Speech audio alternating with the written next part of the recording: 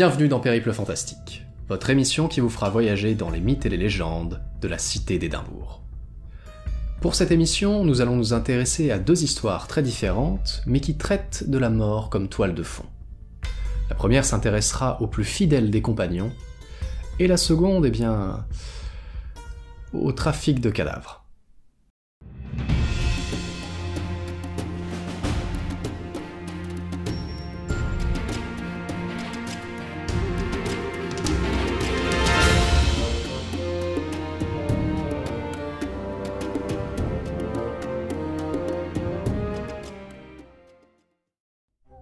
Depuis le mois de février 1858, le gardien du cimetière de Greyfriars Kirkyard assistait à un étrange ballet quotidien.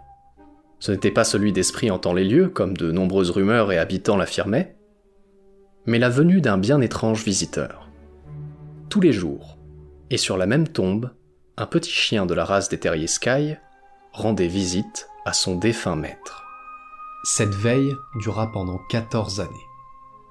Et très rapidement, le chien fut surnommé par les habitants du quartier Bobby. De par sa loyauté et sa gentillesse, il était nourri et logé régulièrement par ces mêmes résidents. Aujourd'hui encore, on ignore avec certitude quelle était l'identité du défunt maître pour qui Bobby éprouvait une telle affection. Les thèses les plus probables se tournent vers un dénommé John Gray, qui aurait été soit un policier de la ville d'Édimbourg, soit un berger des environs.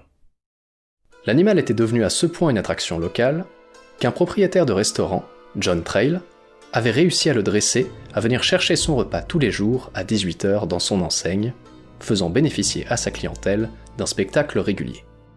Cependant, en 1867, une nouvelle loi visant à diminuer le nombre de chiens errants prévoyait de tuer tout canidé sans propriétaire déclaré.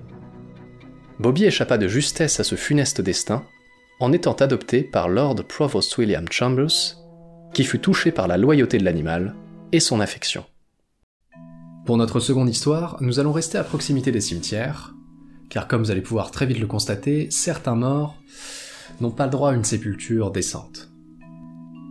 Imaginez-vous un soir de 1828. Vous rentrez chez vous après une journée harassante, et pressé de retrouver la chaleur de votre foyer, vous passez par une des nombreuses allées tortueuses et enténébrées d'Édimbourg. Le froid, l'obscurité et le brouillard masquent tout. Et alors que vous cherchez la clé de votre maison dans votre poche, vous entendez quelqu'un. Un geste brusque, quelque chose saisit votre gorge et la serre de plus en plus fort. Le monde devient de plus en plus obscur autour de vous, jusqu'à ce que tout devienne noir. Mesdames, messieurs, vous venez d'être victime des dénommés William Hare et William Burke. Deux tueurs en série qui, profitant d'une pénurie de cadavres qui frappait le Medical College d'Édimbourg, se retrouvèrent à revendre les corps de victimes qu'ils avaient préalablement assassinées. Si les deux William furent arrêtés et condamnés pour leurs crimes en 1829, l'ironie veut que Burke, après sa pendaison, fut directement confié aux bons soins du Medical College d'Édimbourg, où son corps fut disséqué. Son squelette et son masque mortuaire sont aujourd'hui encore exposés à la vue de tous au sein du musée attenant au Medical College. La justice peut s'avérer quelquefois sarcastique, mais il arrive qu'elle soit appliquée sans discernement et condamne par erreur de nombreux innocents.